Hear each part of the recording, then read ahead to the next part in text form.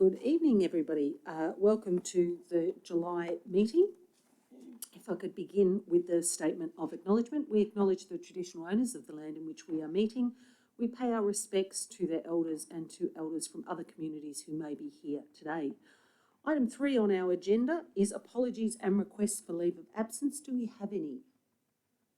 No, well, I'm just going to pause a little bit while we're on that. I'd actually like to say thank you because I've had some absence, and I'd like to thank Councillor Bennett and the other councillors for stepping up and fulfilling some of those duties that I wasn't able to do as I had some time off. Item 4 is declarations under acts, regulations, codes or local laws. Item 5, I think we take it as given about the recording. Item 5 is declarations by councillors of any conflict of interest, and I've got 2 tonight. Councillor Watson, you've got your first. Madam Mayor, thank you. I've got item 8.7 with the donations. I have a conflict because I'm on the board of the Cancer Centre Trust. Lovely, thank you. And Councillor Mildren, you have one. Thank you, Madam Mayor. I have conflicts in item 8.6 and 8.9. Okay, terrific. You'll just give me a hoy when those ones come up. Thank you. Any other councillors? Nope. Item 6 is confirmation of minutes of the previous meeting. It's there on page 3, councillors. Can I have someone move that? Thank you, Councillor Bennett. Thank you, Councillor Mildred. Yep.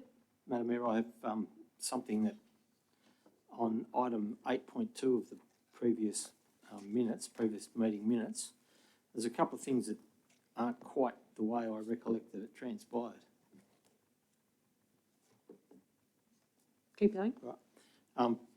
In 8.2 in the resolution, item number 2, I think in line with the budget process was the bit that was supposed to be taken out, and something words to the effect of all the decisions regarding expenditure be brought back to council was to be put in place, and where the reference is to further decisions regarding the taking over of Crown land, I think it was all decisions, not just further decisions, that were supposed to be brought back to council. Okay, I'm going to just refer to Officer Scully. Officer Scully, would you just come up here, please?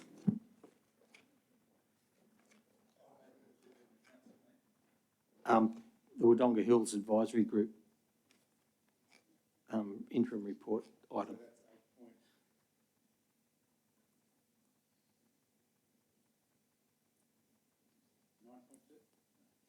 According to the minutes, the print off from the minutes, it's item 8.12.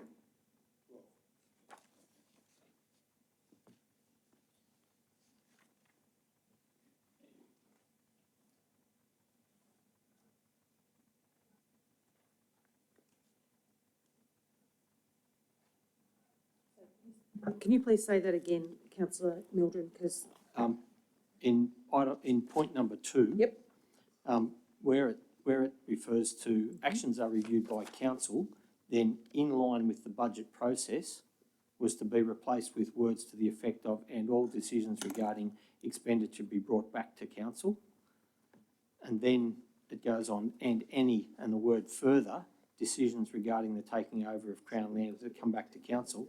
My recollection was that it was all decisions, not just further decisions. Any further decisions regarding and decisions, I'm going to get rid of any further because it's decisions, therefore it's encompassing. And do you have any explanation?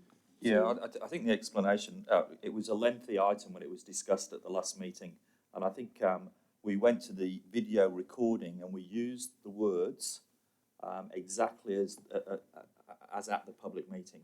Okay. I agree with Councillor Mildren that I think the intent is that any budget spend on the hills comes back to the council for approval. Which is what happens with the budget process. Yes. So, council. I think we probably need a formal amendment. The dilemma is that the record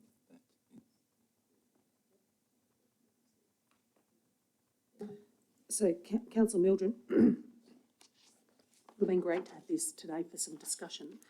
that because it's recorded and it is on record, that's actually what is recorded, is what's written here. Madam Mayor, I accept that even if this was put to a vote, I probably wouldn't get the numbers, so I'm not going to make a song and dance about it. But my recollections are as I've just reflected, and I'm happy to leave it at that if that's the way you wish to go. Yep. So my read of this, though, Councillor Mildren, is that if it's in line with budget process comes to council. Madam Mayor, this is talking about the stuff that's in the budget today. Yep. And that was the context of the conversation at the meeting, at the last meeting. It was specifically in relation to the things that are already in the budget that we're going into this financial year, and that none of the actual expenditure was to be used without coming back to council for approval. That was the thrust of the conversation.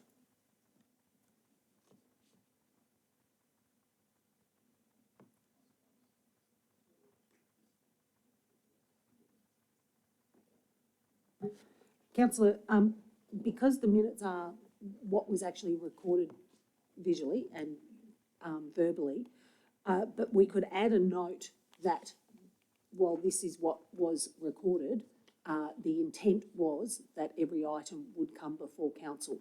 Are you happy with that to be added? Thank you, Madam Mayor, that'll be fine. Great. Now I think I've got some pages of those minutes. Don't want to mess those up, thank you. Thank you. So councillors, I have the mover and seconder. As mover, are you happy for that note to be put in? Seconder, you're happy with that?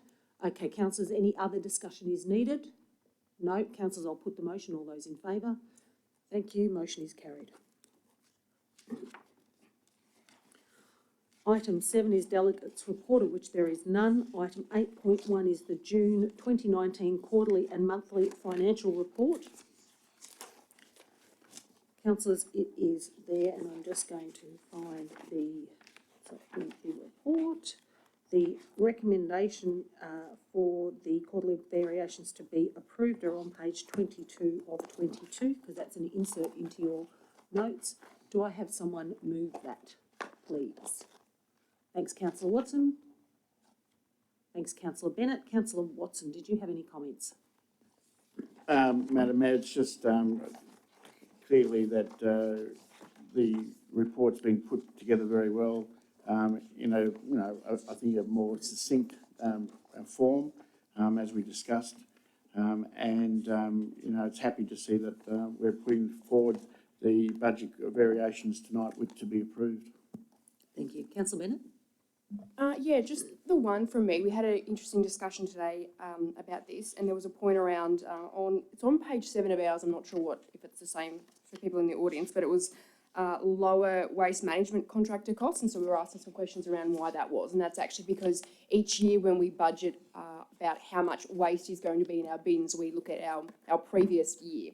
But we're going really well in Wodonga in terms of using our 3-bin system, so less reliance on the red bin and more in terms of the recycling and the green bin. So we've actually made some savings there because people aren't using their red bin as much. So that's where that cost variation comes in. So hopefully that continues to happen and we continue to use those green bins and the yellow bin much more than the red bin.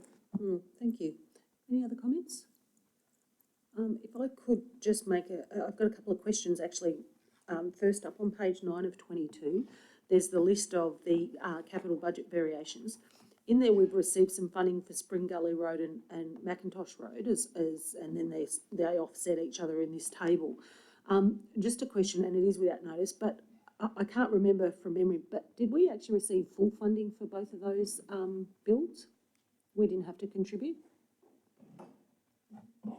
No, my understanding is that they were fully funded. That's great. I mean, in reality, that's nearly $700,000 worth of costs that we haven't had to absorb as a community, and we've gained those support funds. So well done to the team for actually going after those. Councillor Lowe, you had a question. There's again a question without notice. Those 2 particular roads, just how were they chosen for the funding? I think it's probably how did they become the prioritised roads to receive that funding? Yep. Madam Mayor, through you, Councillor Lowe, these roads are fairly well-used roads. They also, to my understanding, in need of continual repair and remediation works, and reconstruction seemed an obvious improvement to them. And as explained by Officer Klein, full funding was received. So a good outcome for the city. Great, thank you. Sorry, if you could just stay with me for a minute. I guess more of a comment rather than a question, but it's really great to see this information come to us much earlier, particularly around that rebudgeting, so that we actually have a greater understanding of if we're going to take anything forward into this next financial year, and that then helps us understand clearly some of those priorities that we're going to need to either refocus, readjust, etc. So thank you for getting us this information sooner, and particularly in the layout, because I think that we continue to improve the openness and I guess the legibility for community as well, because financials aren't necessarily easy to read, but the way that these are set out certainly helps increase people's awareness about some of those movements that look a little bit odd, like the financial assistance grants that sometimes come in early, not always from federal government, and they sort of skew our results. And it's not a bad thing, it's just that we've received money early. Back to Councillor Watson, did you have anything for close? Thank you, councillors. I'll put the motion. All those in favour? Thank you. Motion is carried. Item 8.2 is investment policy, and the recommendation is there on page 15 of 83. Can I have someone move that, please? Thanks, Councillor Watson. Is anybody awake over this side? Can I have someone second? Thank you, Councillor Bennett. Councillor Watson, did you have any comment? No, Madam Mayor, just the policy is attached to be adopted tonight. Councillor Bennett. So the main change out of this is, so this is looking at our current existing investment policy, but just making a slight tweak. So it's actually so we can incorporate using some local financial institutions, so the Hume Bank and WAW Credit Union. So currently we wouldn't actually be allowed to use those financial institutions, but with this change, if it goes through, we'll be able to use them as well. Thank you. Councillors? Councillor Lowe? Yeah, probably just highlight Councillor Bennett's words there and echo them, because I think what this captures now is gives us the ability for WOW and Hume Bank, which are local financial institutions, which basically will help us with a circular economy. So we can go there and offer our investments to them first, or see if they can match some of our better investments. So it's not about handing them anything on a silver platter, but about being able to give them an opportunity, and I think that's what's been asked for here. Thank you. Yep. Councillor Mildred. Thank you, Madam Mayor. There's some aspects of this policy that have been in the policy for some years that I probably wouldn't have supported at the time, but I think it's important that we introduce an ability to be able to invest or work with our local institutions where the money goes around in our own community more than disappearing elsewhere. And I think for that reason, I'm happy to accept this, but I think at some point in the future, we probably should come back and have a closer look at the rest of the policy. Thank you, Madam Mayor. Thank you. Yep, Councillor Hall. Investing in the local institutions and credit unions, I don't have a problem with, especially if we can achieve similar rates of return. As for investing in financial products that have exposure to fossil fuel, tobacco, alcohol, gaming activities, whilst I might not like these activities, I question the reason behind the motives for these restrictions when we can get cancel rates from venues that support such activities, and state governments get taxes to which we receive funding from who also support them. It might be in line with our cancel policy, but it does seem to me to be inconsistent and could be seen by some to be rather hypocritical. So sort of in agreements with Councillor Mildred that maybe when the time comes back we will have another look at that. Thank you. Thank you. Any other councillors?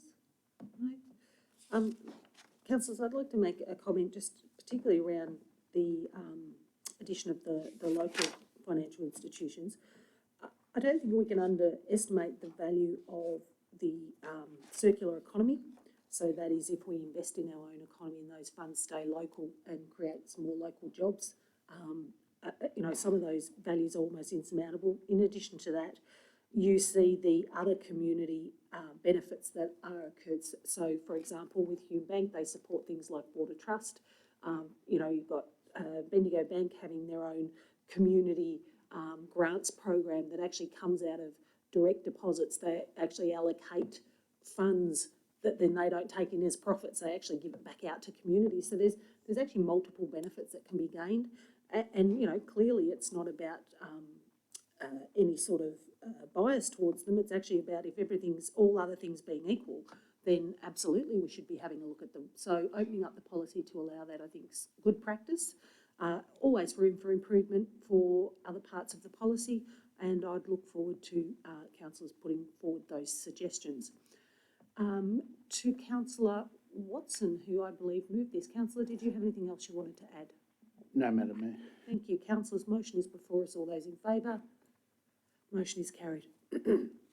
Item 8.3 is public liability insurance renewal. The recommendation is there on page 18 of 83. Can I have someone move it? Thank you, Councillor Mildren. Thank you, Councillor Mitchell. Councillor Mildren? No. Councillor Mitchell? Thank you, Madam Mayor. This really is just a renewal of an agreement or contract that we've had running for a number of years, and I don't think it's due for overall renewal until next year. So I'm happy to second it. Thank you. Any other comments? No. Does anybody need to speak against it? Councillors, I'll put the motion. All those in favour? Thank you. Motion is carried. Item 8.4 is the tender for the construction of the Emerald Oval Pavilion.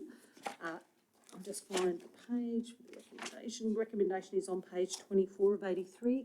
Can I have someone move that, please? Thank you, Councillor Mildren. Thank you, Councillor Watson. Councillor Mildren. Thank you, Madam Mayor. There's a couple of things about this. I think we're making the right move having this constructed wholly by a single developer rather than trying to do all the component parts ourselves. I think that's a step in the right direction. In terms of the actual contract, there's probably other tenders that came close, but I think this is the best value for money and best opportunity to get the job done the way we want it to be done. Thank you, Madam. Councillor Watson. Thanks, Madam Mayor. Part of this was some funding from Sport and Rec Victoria, so for female-friendly facilities, and I think that's very important moving forward. It should have happened years ago with different things, but to be more aware of our community with the needs for our female sports people. Thank you. Good comment. Other councillors? No? Councillors, the motion is there before us. All those in favour? Thank you. Motion is carried. Item 8.5 is the Local Government Renewable Energy Power Purchase Agreement Project, LGPPA. We have another new acronym. And the recommendation is there on page 31. Do I have someone put a motion? Thank you, Councillor Bennett. We're happy to put that motion. Yep. Seconder. Thanks, Councillor Lowe. Councillor Bennett. So this is about how we purchase our energy, which is one of council's biggest expenses. And I'm going to just start with the bottom line here. So we're really looking at two options. One would be continue to do what we're already doing, stick with what we're doing. And the other is have a look at this new option here. So both of them involve council being in a buyers group, and both of them involve council paying about 15 grand to be involved in that. So one of them, and similar governance structures. So the key difference is if we continue doing what we're currently doing, we are getting our energy sourced predominantly, if not 100%, from coal-powered sources, whereas this option in front of us here is from renewables. So the Victorian government has set a target, which is actually legislated, of reducing emissions to zero by 2050. So Wodonga Council has got on the front foot with this, and we've had a couple of fantastic projects like our street LED lighting, but if council wants to try and meet well, not trying, council is going to meet these targets. We've got to do a bit more than just business is as usual. And throw into the mix, of course, that, every year since I've been involved with council for many, many years, in all our community consultation for the council plan, our community have said, what are you guys doing in terms of being ready for climate change and addressing that? And even if it wasn't legislated, I would be hoping and supporting and pushing council to be taking a lead in that space anyway. So in addition to that, I think everyone around this table besides Councillor Watson, who wasn't at the meeting last month, endorsed and approved our council plan, which has an action plan. And in that we say, and I'll get the exact words here,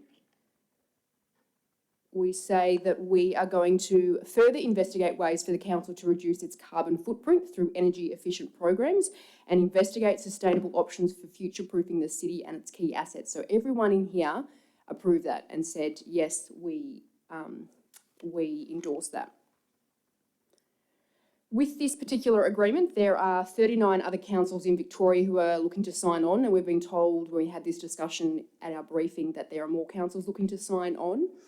If that's the case, that would be the single largest activity that any council group has ever done together in terms of reducing emissions, and I really want us to be a part of that. There's been a lot of pre-work and research to get where we are now, and the model tells us that worst case scenario, we'd be paying about the same as we currently are to use coal power. And the more probable outcome is that we would actually make a saving over the next 10 years. In a time where energy prices change so rapidly, I think having assurance for us and our community is really important and something that council should be endorsing. This agreement provides a guarantee that it won't proceed if the prices exceed current business as usual coal-powered electricity cost projections. So the bottom line is we're either doing a procurement deal with Procurement Australia, which we're currently with until 2021, at the same price but using coal, or we go with this which the Municipal Association of Victoria is overseeing, the exact same price but sourced from renewables. Great summary, thank you. Councillor Lowe. Yep, you're right, thank you. Anybody else like to comment? Councillor Mildred. Thank you, Madam Mayor. Let's not be fooled. This is not about renewable energy. This is about a contract for the purchase of energy or the purchase of electricity. And we're signing up to a contract for 10 years. We're signing up a contract for a council that is not yet elected because the current contract doesn't run out until 2021. We're signing up to a process that authorises the CEO to sign a 10-year contract for multi-million dollars worth of service without it coming back to the council. So we're going blind. We're signing this off tonight if we authorise this. I'm not confident that this setup gives the ability to accommodate energy changes in the contract period. The renewable energy lobby continuously tells us that renewable energy will get progressively cheaper, and I think that's an inevitability, and we're locking ourselves into other contracts. That's the first bit. There doesn't seem to be any guarantees that the energy supply contractor that we choose or that is chosen will absolutely guarantee supply if prices happen to go in the other direction. And even if there are sanctions in place, there's no guarantees that we're not going to have a situation where the sanctions are determined to be a better payment or a better outcome than providing electricity at the prices that we would have to pay. So I can't support a 10-year contract, and I can't support handing over something of this nature, multi-million dollars of contract, to be just signed off by the CEO without coming back to council. I'll say it again, this is not about renewable energy, and there isn't just a choice between this and our current supplier. We could go out to the marketplace and secure renewable energy by numerous different sources and different methods and mechanisms. And yes, this might be the best way, but it might not be, and we don't know that, and we're locking ourselves in for 10 years. I simply can't do that. locked other things in terms of loans and things like that for multiple long periods of time with sanctions if we pull out early. And I think this is just a little bit on the irresponsible side. Thank you, Madam Mayor. Thanks. Any other councillors? Councillor Mitchell? No? Yep, Councillor Watson and Councillor Hall. Madam Mayor, in my absence last month, I was actually in Western Victoria, and I was very pleased to see, since my last visit, that across to Bacchus Marsh towards Camperdown, to see a lot more wind generation power. And I think, it's not related to particularly this, but it is renewable energy that is being built and used within our state.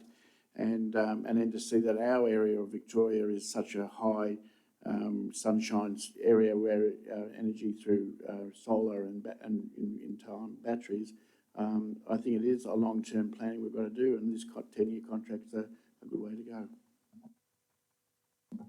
go. I'm not going to argue the renewable side of things because that's another story in a way. I've been right through Europe and seen no sun and no wind, and they get their base from nuclear, so we can sort of start arguing those, those sort of arguments. But and as I just read today, Bob Brown didn't support a wind farm in Tasmania, so they do have their limitations, and you can argue about that. But with this combined cancelled purchase agreement, I'm supportive of investigating and sourcing best possible prices for our electricity in the community. That's a no-brainer. A large portion of our cancel rates go on electricity every year. This contract is worth $8 million over 10 years, so it's a huge sum of money.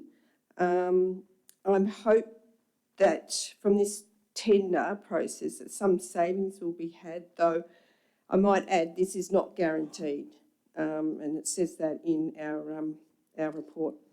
It is also it's a huge cost burden on the ratepayers.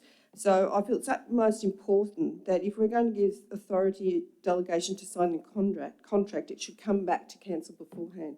It's a 10-year contract. It really, I feel that it locks us in for too long without being, and we've been given the responsibility of adopting this, or so not much of adopting, but agreeing to the project, that I feel that in doing that, we should be also given the privy to be able to see what the offer is on the table before it gets signed.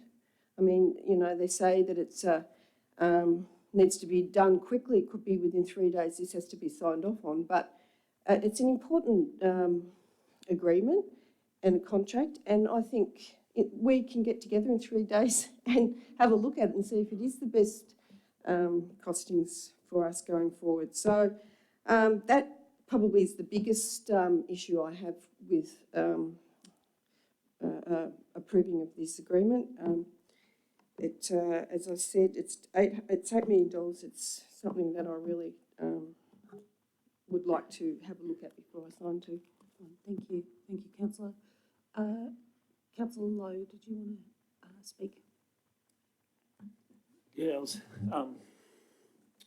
listening to some of my other councillors speak, and just I thought Councillor Bennett summarised the whole thing very well. I think what's important is MAB is taking control of having a look at this contract, and they're not locking us into anything if the deal doesn't look as good as what we're getting through the PPA now or other avenues. I'm sure they'll have a look at all sources of renewable energy. They're going to have a look at contracts that are fixed, partially fixed and variable. And if I can just relate it to a housing loan, just for ease of understanding, that means they'll fix some prices and have a variable rate on others. And that gives us flexibility during that loans for if renewable energies do go down or up as an alternate course of action as well. So it'll give us flexibility in our price.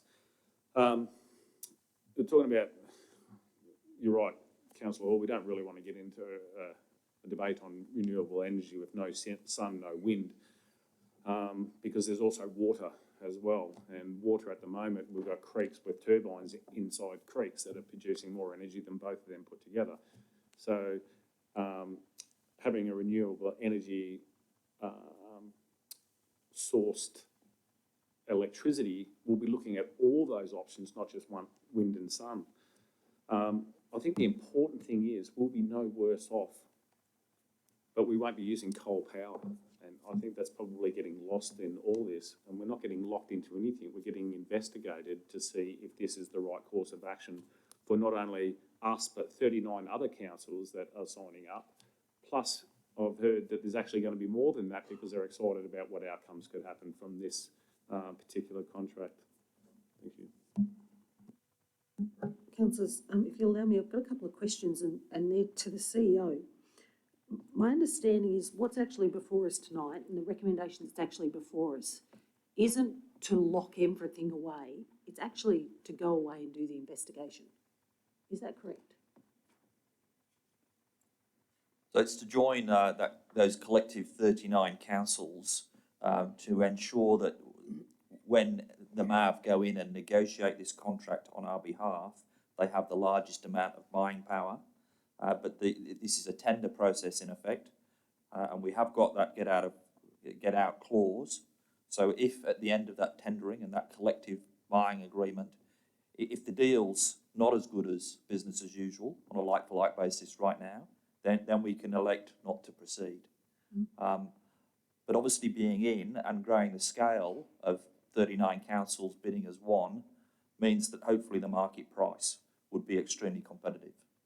And what you can't do as a council, working as a collective in the state of Victoria, is commit to a process and then walk away.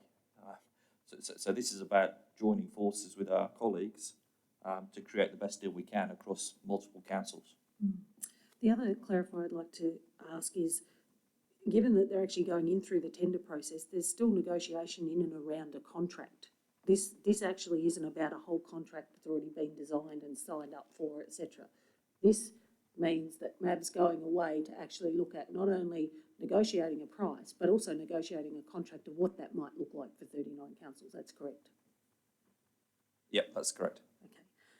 So for me, it'd be irresponsible not to be part of this group, because to not look at this and not look at the savings that we might create for our community and not look at the opportunities in terms of increasing renewable power for our state and therefore for our community, it would be irresponsible not to do that, because we actually need to go, we need to investigate it, we need to look at it, going in with buying power that nobody's ever seen.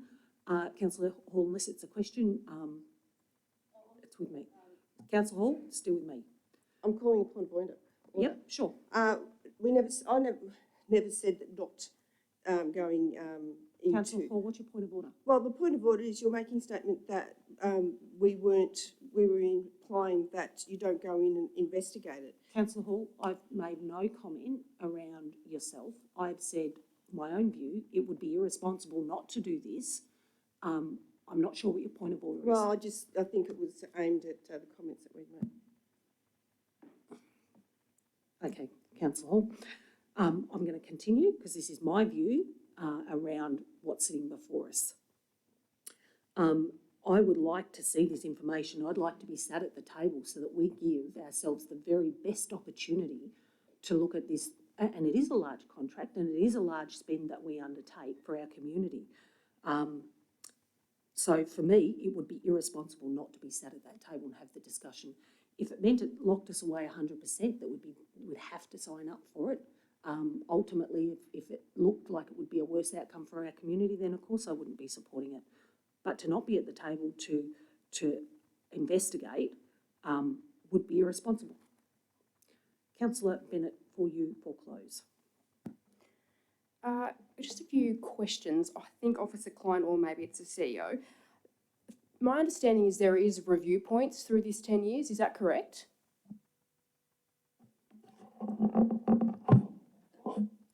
As Councillor Lowe alluded to, there was a number of options that they were considering, which included fully fixed or partially fixed. And depending on the outcome of those, the fully fixed, I think, was looking at would be no more than a 7-year contract term because of the nature of a fully fixed contract and those pricing issues that were alluded to by Councillor Mildren. With a partially fixed, the longer contract was being proposed, but with a number of market reset points for the variable portion of those contracts. So the actual term of the contract isn't set at this stage. That's part of that tender and evaluation process as to what that looks like.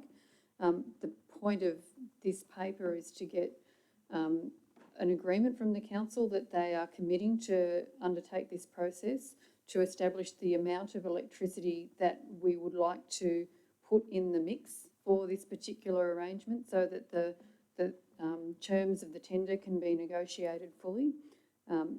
And to also acknowledge that with any electricity contract for the size of the electricity purchase that local government makes, there's it's generally through a collaborative process, and the times involved in finalising those contract negotiations are incredibly tight.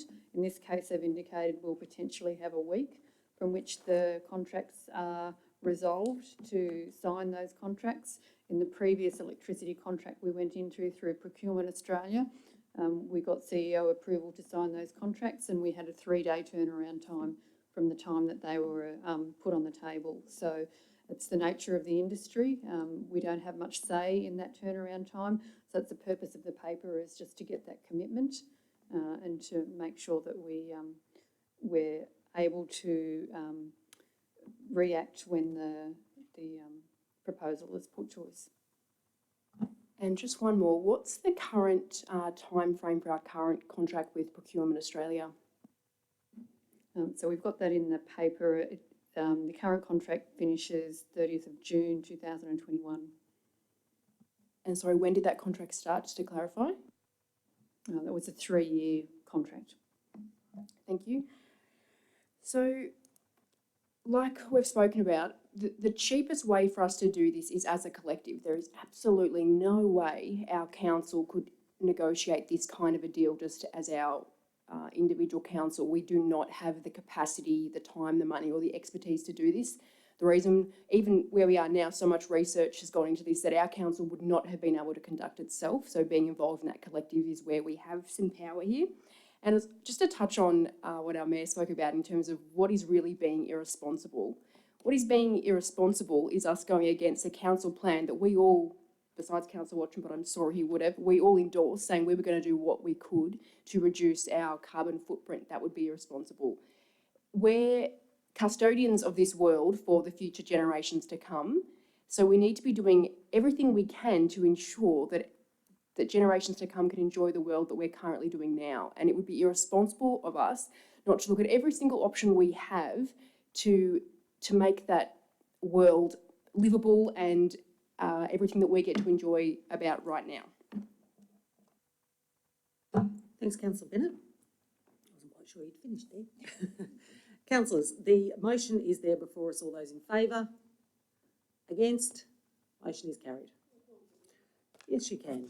The motion that sits on the table is 1, participate for item 8.5 is to participate in the tender process for the Victorian Government Indirect Supply Linked Power Purchasing Agreement for 100% of Wodonga Council's electricity load, and 2, to authorise the CEO to sign the contract documentation resulting from the PPA tender process. All those in favour? Councillor Watson, Councillor Bennett, Councillor Speedy, Councillor Lowe, Councillor Mitchell. Against? Councillor Hall and Councillor Mildren. Item 8.6. Did you say you had a conflict, Councillor Mildren? Okay. Would you read that out for me, please? Thank you, Madam Mayor. I've got an indirect conflict. Being a volunteer member of the Mung Aboriginal Corporation, and the fact that the 2C, 1C action plan involves matters that may affect the interests of the corporation, I need to declare a conflict. No.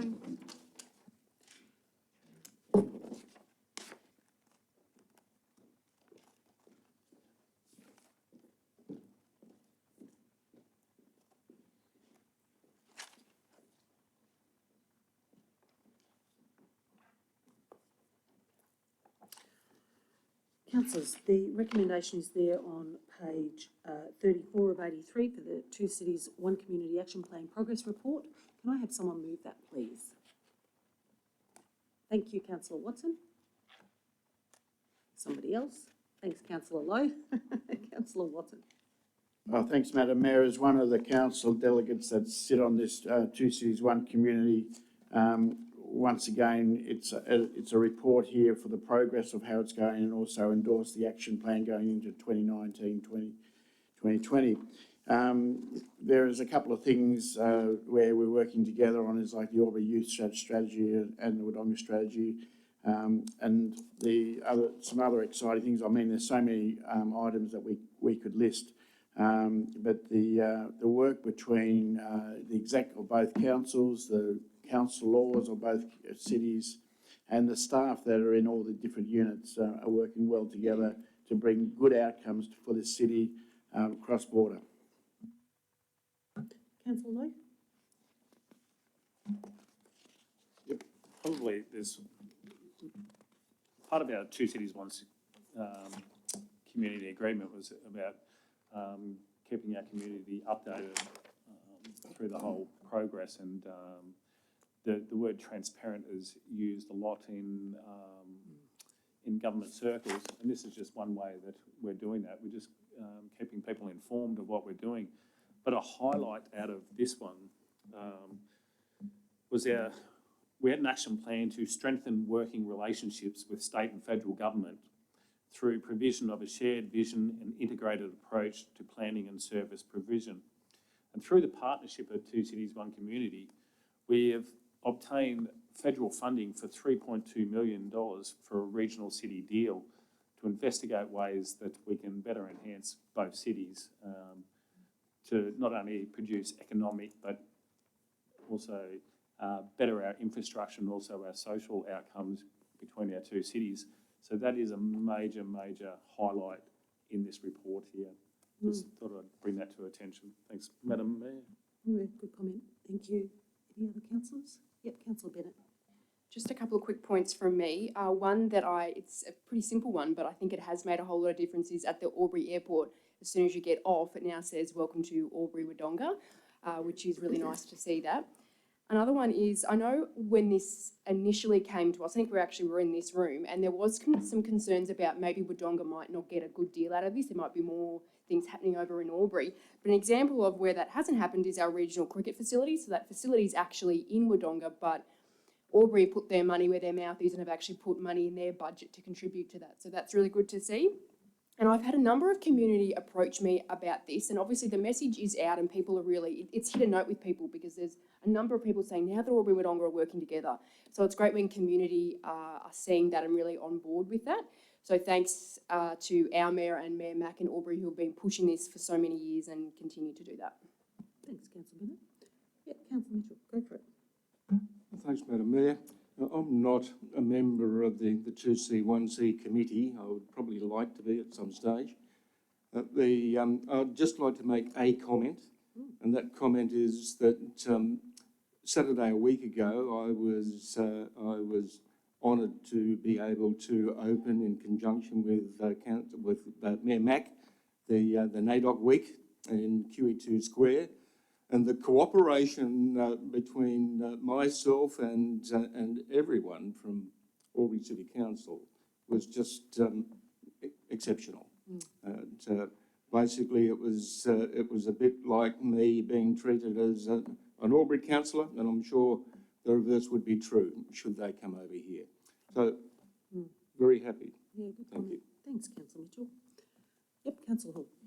Overall, I'm supportive of the Two Cities, One Community Action Plan. I think a lot of the discussions, probably much of the detail around, had been probably done by delegated councillors and supporting officers on both sides.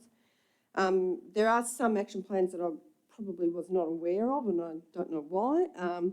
One was the renewable energy opportunities, and I'm chair of the North East Waste Resource and Recovery Group, so I was sort of a bit surprised that I hadn't been informed of the actions in regard to that. And another one I picked up was the develop an integrated plan for the public lands and hilltops. So whilst, it seems like we're all involved, there are things in this action plan that I wasn't aware of. Thank you. Councillors, I'd like to just provide a little bit more update here too, in addition to what's here, because some further actions, they occur literally every day. So I even spoke with state government today in terms of signing documents ready for our regional city deal, following that up, and so that we can get in place the documentation required so we can actually get those funds from the Commonwealth. So it's very, very close in terms of receiving those funds, which is a terrific step, because we need to get on with that work, because it isn't part of two cities, it actually is one of the action plans, and really the incubation of the two cities, one community probably led us to a regional city deal. Certainly helped us, certainly put us on the map with both state and federal governments.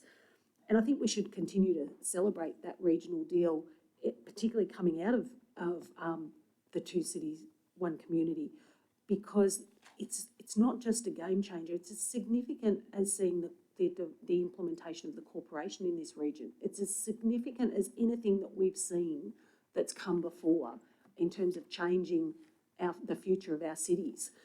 So we shouldn't lose sight of that. We should continue to celebrate it.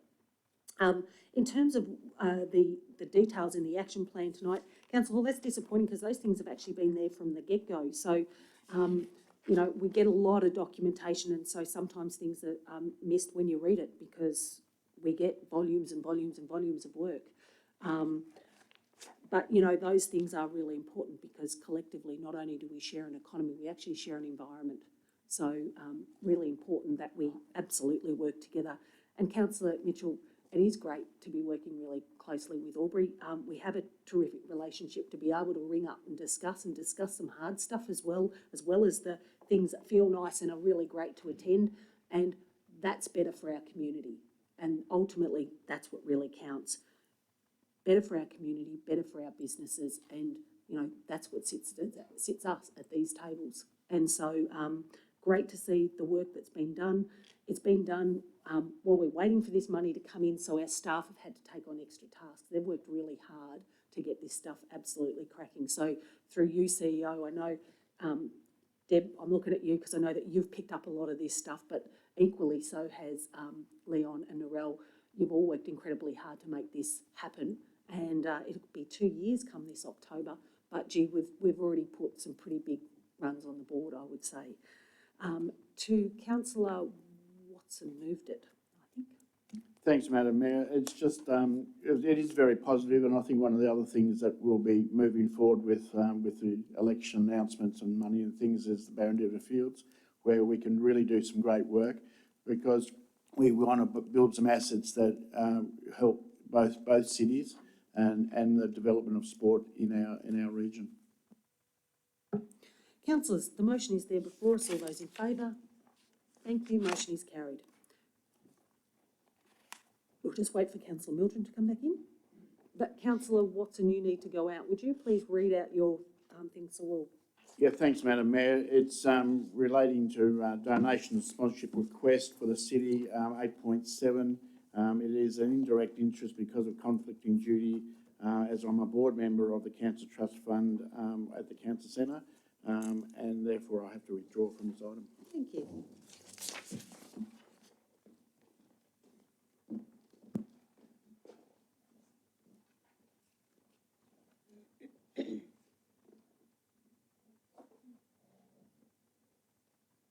Thank you. Welcome back, Councillor Mildren. Item 8.7 is donation and sponsorship requests. There is only a recommendation there for councillors to make a determination. I think, Councillor Mitchell, you've got a recommendation or a motion to put up. Would you please read that out for us? I do. Thank you, Madam Mayor. The proposed motion is that the 3 applications for funding under the sponsorship and donations policy not be supported. Thank you. Is there somebody to second that? Thanks, Councillor Mildren. Councillor Mitchell, do you want to talk to that, please? Thanks again, Madam Mayor. The the three applications that we have at hand do not fully satisfy the designated council outcomes specified in the council sponsorship donation policy. And I'd like to just break it down into three sections based on each of the applicants. And the first applicant being Albury Wodonga Health, the donation request should not be supported because they are a government organisation, and that makes them ineligible under the donation guidelines. Number two, the sponsorship request from Cinema Pop-Up not be supported, as the request asks for funding to cover operational costs such as freight, staff costs and licence fees, and these do not meet the eligibility guidelines. And thirdly, the sponsorship request from Tim James Brigg, the High Country Charity Ride. I recommend that not be supported, as the ride does not fully meet the sponsorship eligibility guidelines either, due to the event being not delivered in Wodonga and directly supporting the local community. Thank you. Thanks, Councillor Mildred, Mitchell, for summarising that. Councillor Mildred. Thank you, Madam Mayor. I don't think I could add particularly to what's been said, other than I think our policy gets it right. I don't think it's appropriate that we should be funding state government agencies or agencies that are federally or state funded, or should be federally or state funded. I think that's important. So I think our policy's got that right. In terms of the cinema pop-up, it's a private business. They run these projects as a private business and generate their own income from it, as I understand it, which they then go to communities and try and meld it into a community event to try and garner, I'll call it ratepayers' money or taxpayers' money, as the case might have been, which I think is inappropriate. I don't think in any event that we should be funding private business activities that are in there effectively and ostensibly to make a profit. And in terms of the bike ride, a sponsorship is supposed to deliver a benefit back to the council. This bike ride, if it crosses into the municipality, it's across one corner of it and not particularly generating any real value for the money that we're being requested to put in. So from those points of view, I think we would be far better off retaining these amounts of money within our global $20,000 budget that we've got for donations and sponsorships, and to use them more widespread to the greater benefit of our community, and perhaps not look at such large amounts when we hand out these donations and sponsorships. I think it's important that we use our ratepayers' money to the benefit of our community. Thank you, Madam Mayor. Yep, thank you, Councillor Mildred. Any other comment? Councillor Lowe.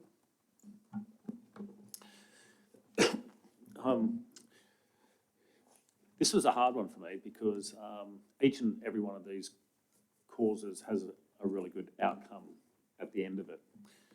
But what it did highlight was maybe a grey area in our policy.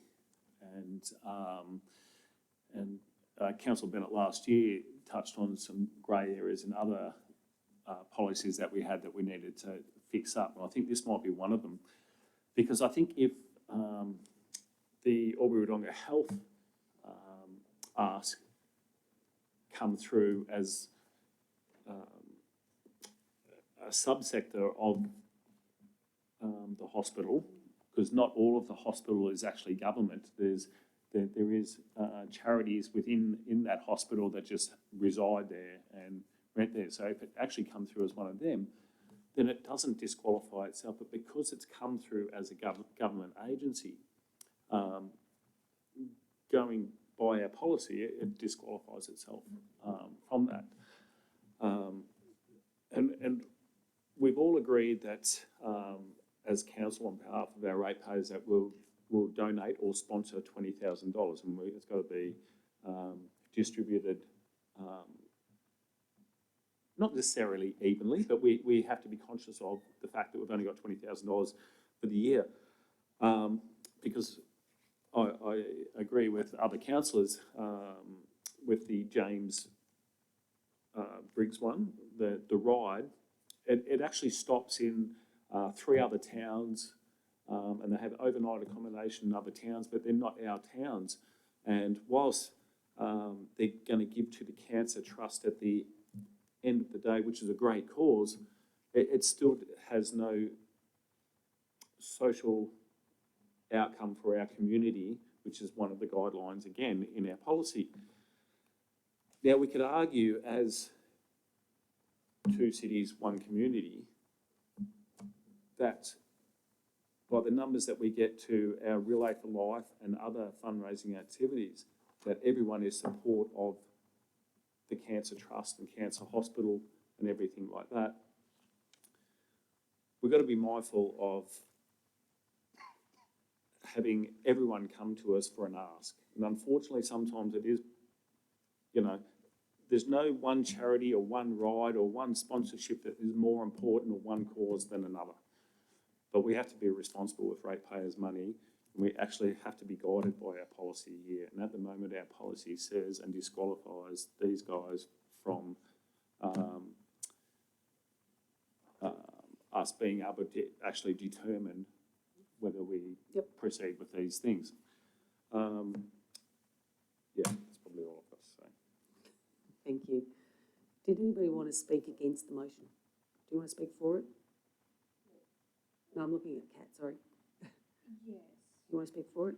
Go on then. I think so. I think I'm speaking for it. I agree with everything that Councillor Lowe said, so I won't repeat everything he just said. The only other, you know, like Councillor Lowe said, this was a hard one because we know all the causes are really important.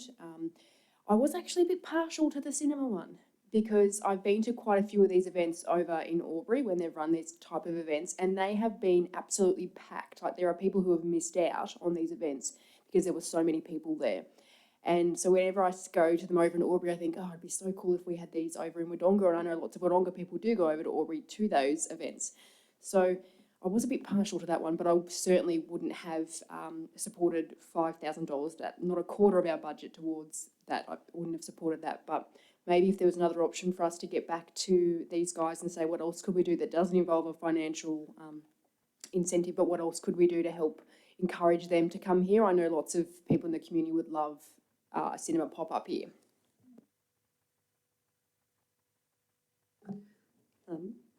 Councillor Bennett, we used to have Apex, used to run these, and therefore the money stayed local, was kept local, supported a community organisation.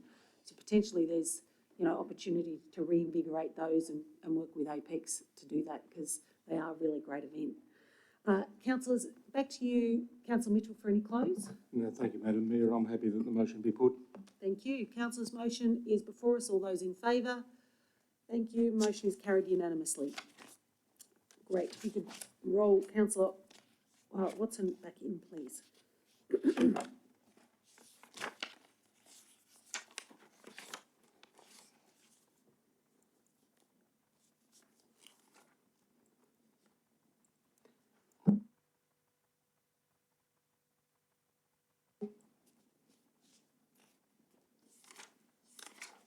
Welcome back, Councillor Watson. Item 8.8 is the Wodonga Activity Centre Hierarchy Strategy 2019. There is a recommendation on page 44 to adopt this strategy. Do I have someone move a motion for that? Councillor Mildred, you'll move that motion? Thank you. And seconder? Thank you, Councillor Lowe. Councillor Mildred. Thank you, Madam Mayor. This is a reasonably well-prepared strategy. And I know I've been critical of many other strategies, but I think this one sets out to achieve the right outcomes. And I think it's structured in a way that is reasonably easy to understand. Whether or not we're sticking to the rules and applying this the way we probably should, that's something else that can be debated for another day. But I think the overall structure of the way this is put together and the way it sets up the balance of commercial growth across our city, I think achieves the outcomes that will make sustainable growth in our commercial centres and protect the central business area adequately. I have some reservations in regard to the smaller neighbourhood facilities that sometimes tend to get bigger than neighbourhood facilities and so on. But broadly, this strategy seeks to try and control those things, and I guess it's going to come back to us and to the staff under delegation when they actually apply this strategy through the planning scheme and through the approvals processes for various developments when the time comes. So, by and large, I think the structure and the intent of this strategy has good motivation. Thank you, Madam Mayor. Thank you, Councillor Lowe. Yeah, probably have to agree with other councillors with that statement. In the most part, I agree with it, but I'm glad it's built in the flexibility that Councillor Mildren highlighted about coming back to us all the time, because the strategy is very good and it helps guide us in the direction where commercial and subsectors of those industries relate.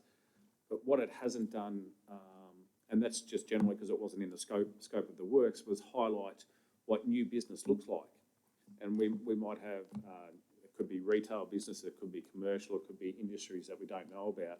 So the strategy itself has given itself the flexibility that when those new businesses and that are identified, that we can plan for the future for those businesses. Thank you. Thank you. Any other councillors? Does anyone wish to speak against this motion? No. That way I'm going to, unless anyone's dying to speak for it, I'm going to put the motion. Councillor Mildren, did you want to close on anything? No. Councillors, I'll put the motion. All those in favour? Thank you. Motion is carried unanimously. Item 8.9, tender for Business Innovation Hub feasibility study. Councillor Mildren, sorry, yep, you've got it. Thank you, Madam Mayor. I have an indirect conflict as my business is a tenant of one of the tenderers.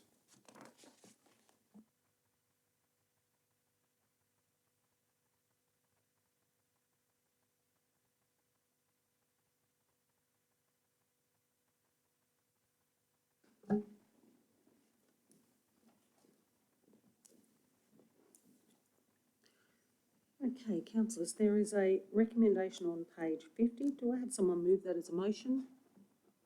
That is a motion. Thanks, Councillor Watson. Thanks, Councillor Mitchell. Councillor Watson.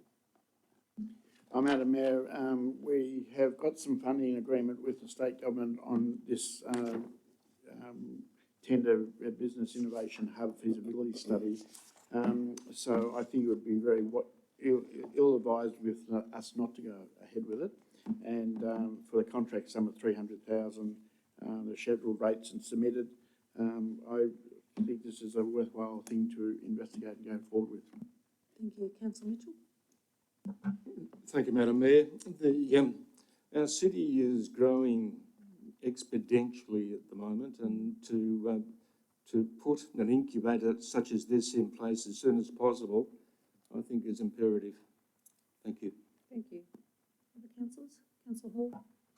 Okay, this feasibility study is funded by state government to the tune of $300,000, and Wodonga Council has allocated in the 2018-19 budget $150,000 for set-up costs. Where this goes will be interesting. My main concern with this project is will it be self-sustaining in the years that follow?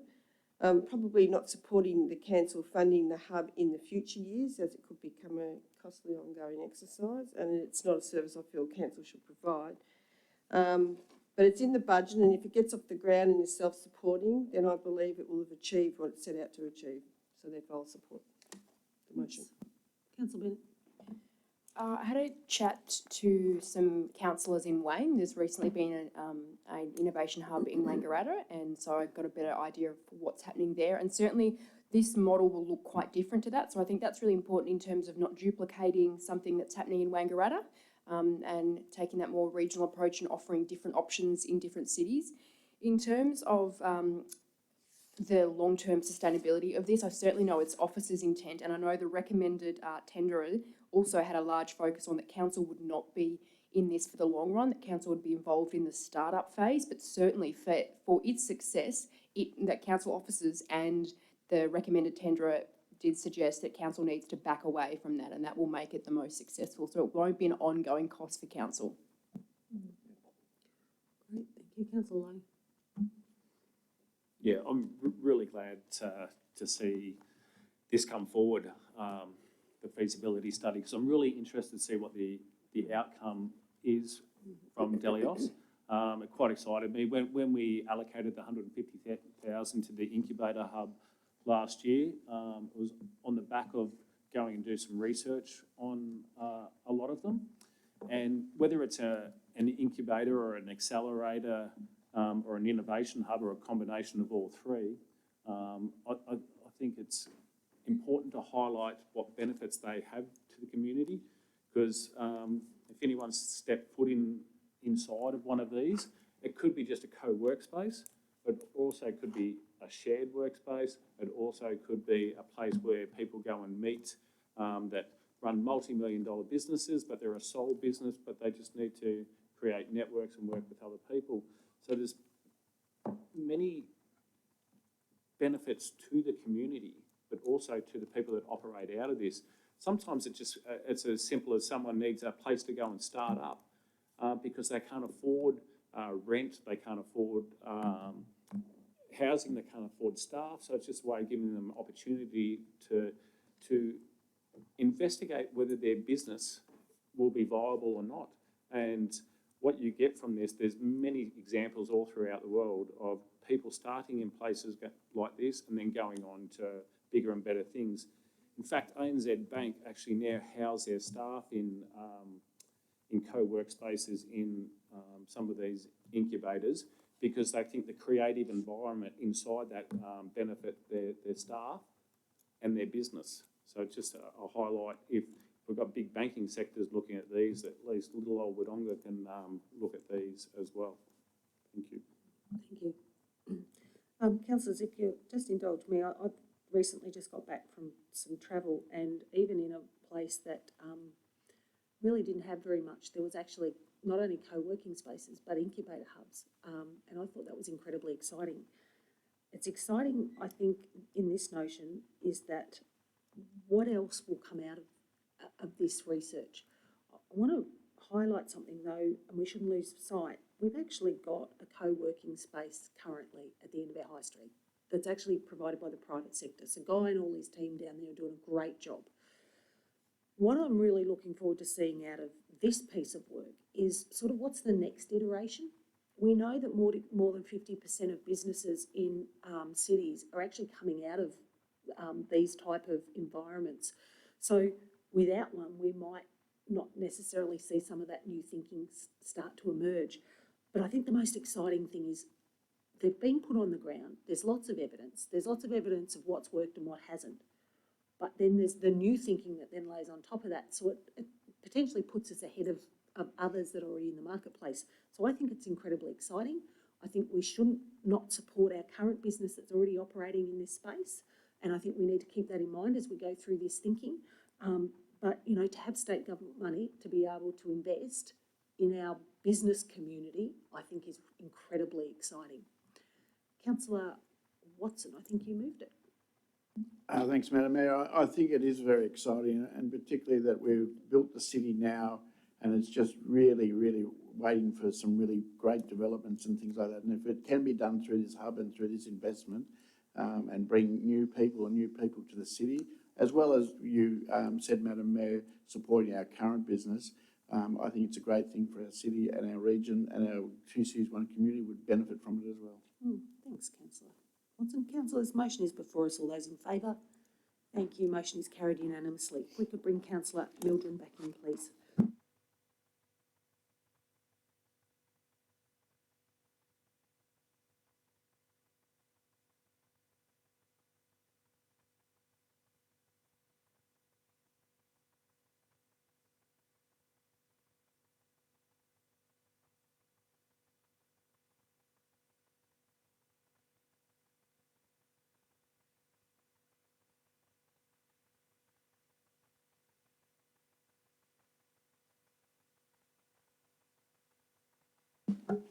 Thank you. Item 9.1 is the Audit Committee meeting May 30, 2019, summary of minutes.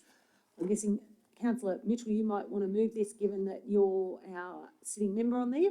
You happy to move it? Yes, thank you. Seconder? Thanks, councillor Bennett. Councillor Mitchell, if you've got any comments.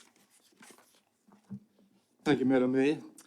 I might open with the comment that what I'm gleaning from the overall consensus of the Wodonga Council Audit Committee is one of a belief that the finances and therefore management of finance is being performed at a very acceptable level.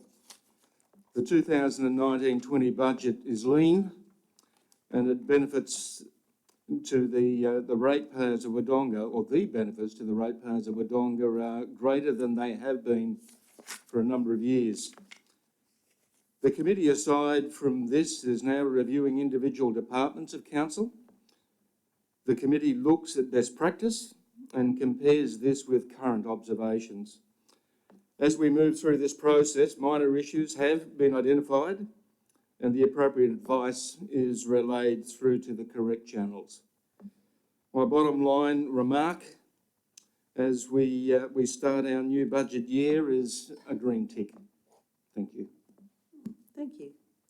Councillor Bennett. I just wanted to make a quick comment about, since Councillor Mitchell has been on the group, I feel like I've learnt a lot more about the committee, so thank you for your involvement representing council. And to my knowledge now, the CEO now sits on this group as well, so that's fantastic to have both Councillor Mitchell and Mark and the CEO on the committee. Thank you. Any other councillors wish to make comment? No? Could I just make a quick one? Just to explain, I guess, a little bit to anybody, not only in our gallery but in our public, who may not understand what the Audit Committee does. The Audit Committee is a completely independent audit committee that sits on behalf of council, so at the behest of council. So they are actually our vehicle to be able to run additional checks in addition to the numerous audits, independent audits by the state. And I'm looking at the rel because there's, you'd probably be there for a while if I asked you to list them. But this is our independent audit body to enable us to check process, particularly within the organisation, because it is hands-off. We act like a board. So this allows us to get down and check all those processes and have that robustness. And, you know, we have an independent committee that are selected and we advertise, etc. We have an incredibly high calibre of people sitting on that committee who have the skills necessary to be able to conduct audit. So, Councillor Mitchell, you do a terrific job for us sitting on there and providing that feedback. And I just wanted to add that comment really so that people actually have a greater understanding. There's been some quite ordinary comments and uninformed comments in the media of late around auditing of council.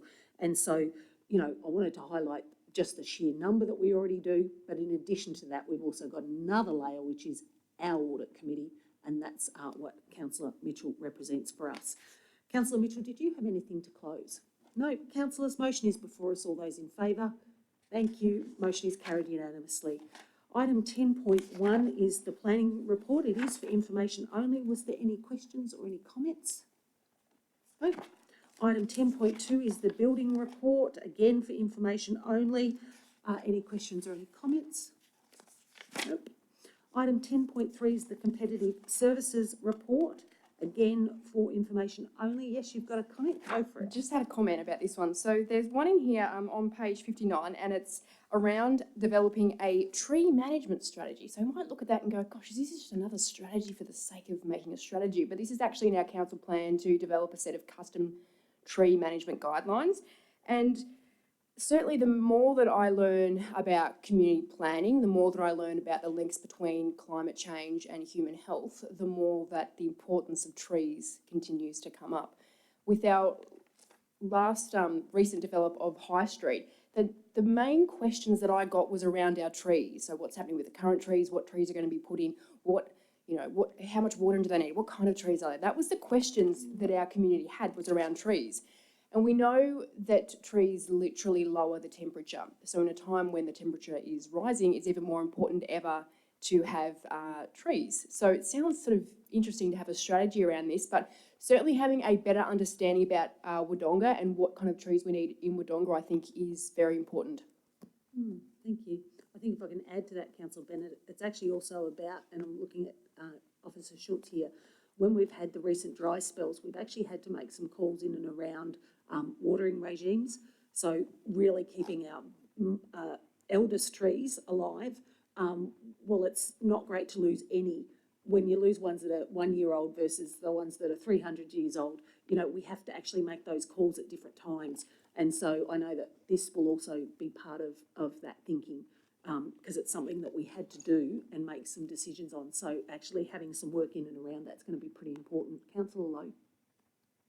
Yeah, just while we're on trees, I thought, and the need for the strategy, and I'll highlight, I just want to echo Councillor Bennett's words in the fact that they say having the green space and tree canopy around the city is 4 degrees cooler, or up to 4 degrees cooler. And when we have 38, 42 degree days, that 4 degrees is going to make a big difference around a city.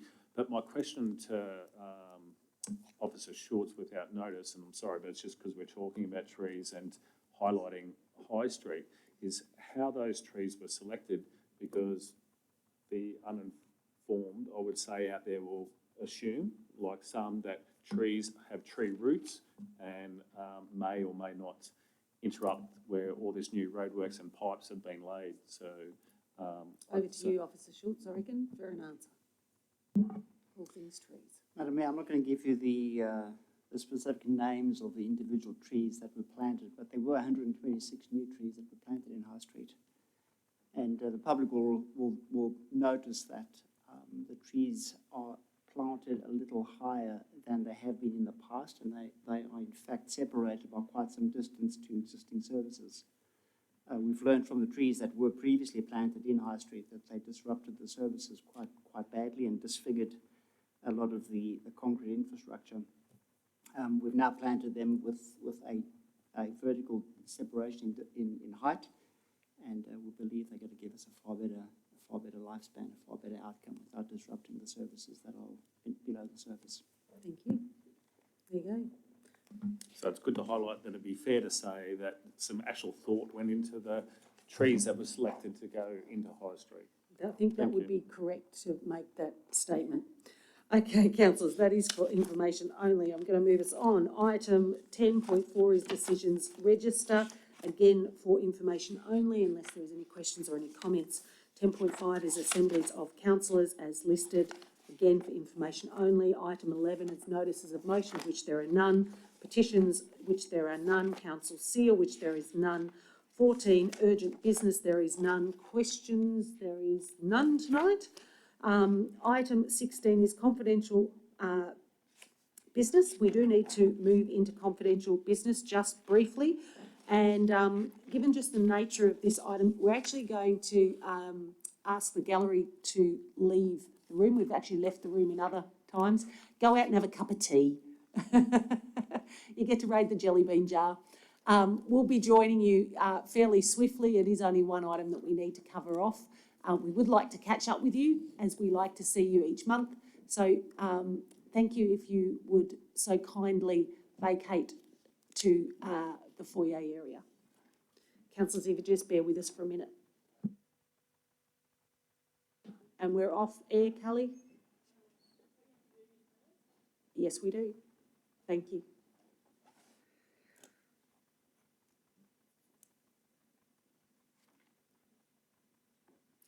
Councillors, can I have someone move us to a confidential meeting? Thank you, Councillor Bennett. Thank you, Councillor Mitchell. No one wants to speak against it. All those in favour? Thank you. Motion is carried unanimously. You can switch us off now. Lovely, thank you.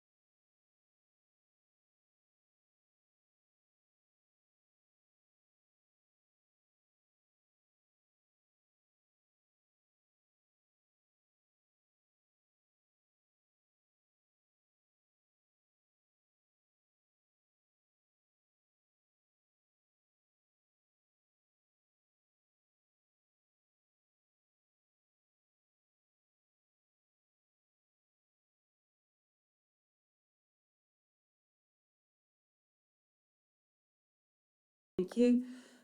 Councillors, we just need to adopt those in-camera recommendations. Can I have someone move that the recommendations from the closed meeting of the council be adopted? Thank you, Councillor Mitchell. Thank you, Councillor Mildren. Did anyone need to speak against it? No, I'll put the motion. Thank you. All those in favour? Thank you. Motion is carried unanimously. That leaves me to officially close tonight's meeting and to invite everybody to join us again on the 19th of August. We'll be moving out of hopefully this cold weather by then. Thank you, councillors, and again, thank you, Councillor Bennett and all councillors for picking up some slack while I had some medical leave. Councillors, see you all in a couple of weeks.